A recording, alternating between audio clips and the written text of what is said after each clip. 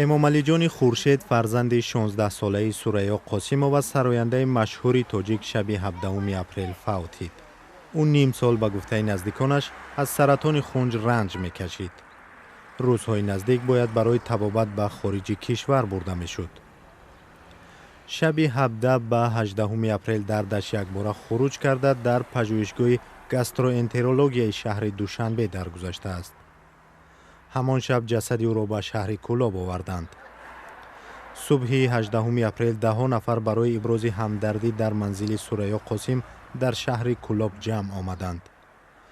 در میان آنها نمایندگان مقامات، آوازخوانها و خبرنگاران هم بودند.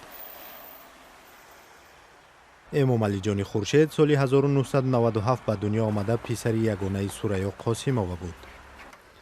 فرزانه و امامعلی جان خورشید از ازدواج این آوازخوان با خورشید ربیوف به دنیا آمدند که او سال 2013 درگذشته بود. سوریا قاسمova به مناسبت امضای سازشنامه صلح میان حکومت و اتحاد مخالفین تاجیکستان اسم پسرش را امامعلی گذاشت.